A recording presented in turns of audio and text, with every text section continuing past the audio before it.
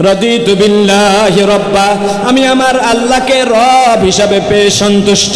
অবিল ইসলামে দীনা, ইসলামকে জীবন বিধান হিসাবে পেয়ে সন্তুষ্ট। অবি মুহাম্মাদিন সাল্লাল্লাহু আলাইহি ওয়াসাল্লাম নবিয়্যান ওয়া রাসূলা, বিশ্ব নবীকে নবী হিসাবে পেয়ে আমি সন্তুষ্ট। আমরা সন্তুষ্ট আছি কিনা?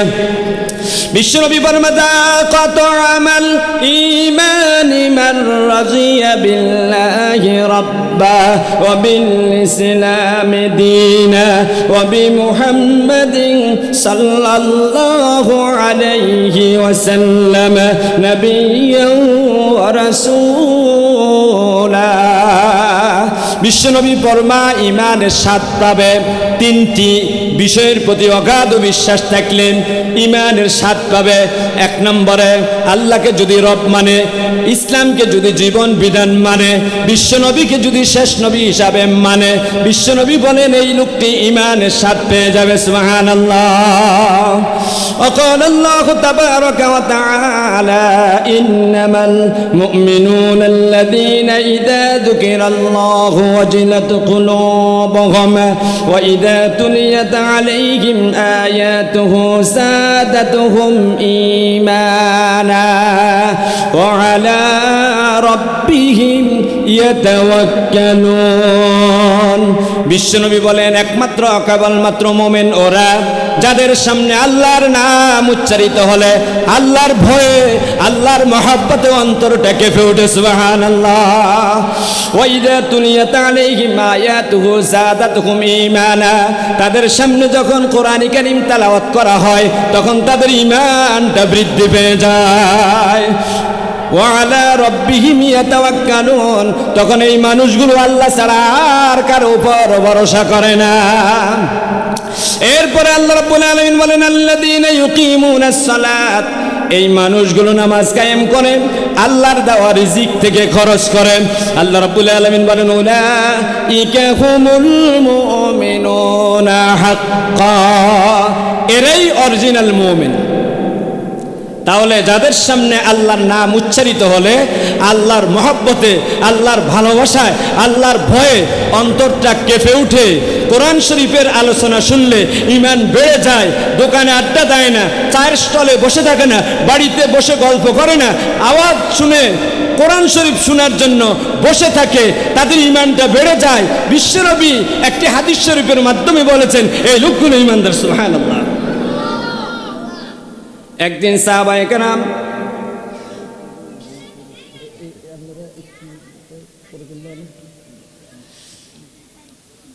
একদিন হুজুর সাল্লাল্লাহু আলাইহি ওয়াসাল্লামের কাছে সাহাবায়ে কেরাম এসে বললেন ইয়া রাসূলুল্লাহ, আমরা কেমনে বুঝবো আমরা যে ঈমানদার?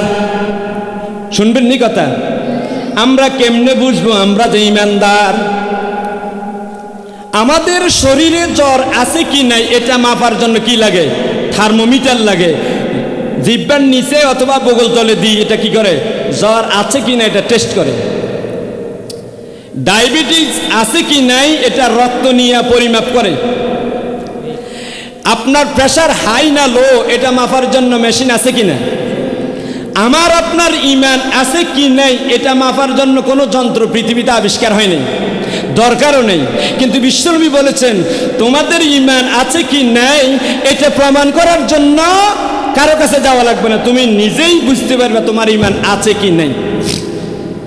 হুজুর বললেন ইযা সাররাতকা হাসানাতুকা ওয়া সাআতকা সাইয়্যাতুকা ফাআনতা মুমিন, যখন তোমার কাছে কোরআন শরীফ তেলাওয়াত করলে ভালো লাগবে, মসজিদে দান করলে ভালো লাগবে, মাদ্রাসা দেখলে ভালো লাগবে, ওয়াজ মাহফিল দেখলে ভালো লাগবে, আলেম ওলামা দেখলে ভালো লাগবে, বাংলার প্রতিটি পরতে পরতে আল্লাহর আইন চললে ভালো লাগবে, ইসলামী হুকুমত কায়েম হলে ভালো লাগবে, তখন তুমি বুঝবা ফাআনতা মুমিন, তখন তুমি বুঝবা তুমি একজন মুমিন। সুবহানাল্লাহ।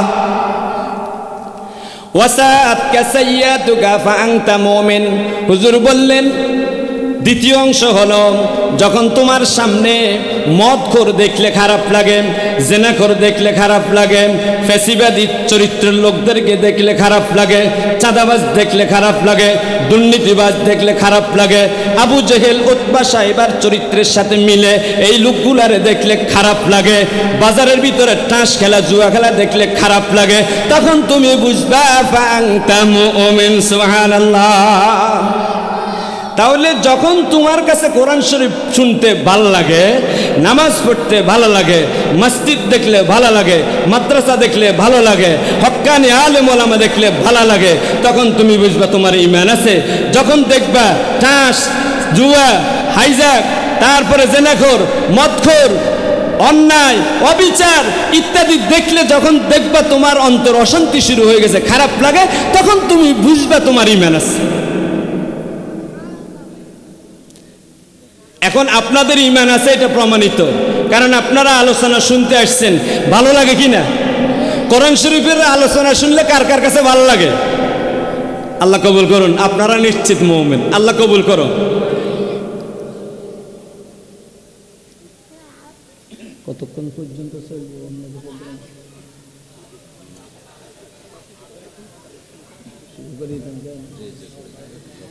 আর আলহামদুলিল্লাহ। তাহলে বিশ্বনবী জনাব মুহাম্মদুর রাসূলুল্লাহ সাল্লাল্লাহু আলাইহি ওয়াসাল্লাম ফরমা, ইযা মাতাল ইনসান ইনকাতা আনহু আমালুহু ইল্লা সালাসা। আপনাকে মন কি আমার দিকে আসেনি? আসেনি? আচ্ছা, কিছু কিছু মানুষ তো আছে টাস খেললে ভালো লাগে, লাগে না? কিছু কিছু মানুষ তো আছে আলেম ওলামারে দেখলে খারাপ লাগে, উল্টা। তাহলে মুমিনের কাছে কোরআন শরীফ ভালো লাগবে, অন্যায় দেখলে খারাপ লাগবে। আর মুনাফিকের কাছে, কাফিরের কাছে অন্যায় ভালো লাগবে, নামাজ রোজা খারাপ লাগবে। والمنافقون والمنافقات بعضهم أولياء بعض يأمرون بالمنكر وينهون عن المعروف। 10 নম্বর পারা আল্লাহ পাক বলে মুমিনের চরিত্র হলো ওয়াল মুমিনুনা ওয়াল মুমিনাতু বা'দুহুম আউলিয়াউ বা'দ ইয়া'মুরুনা বিল মা'রুফ ওয়া ইয়ানহাউনা আনিল মুনকার। মুমিনের চরিত্র হলো ভালো কাজের আদেশ দেওয়া, অন্যায় দেখলে বাধা সৃষ্টি করা। আর মুনাফিকের চরিত্র হলো ভালো কাজে বাধা সৃষ্টি করা, অন্যায় কাজে সহায়তা করা। আল্লাহ রাব্বুল আলামিন বলেন, ওয়াল্লাযীনা লা ইউমিনুনা বিল আখিরাতি ফাযায়্যানা লাহুমুশ শাইতানু আমালাহুম।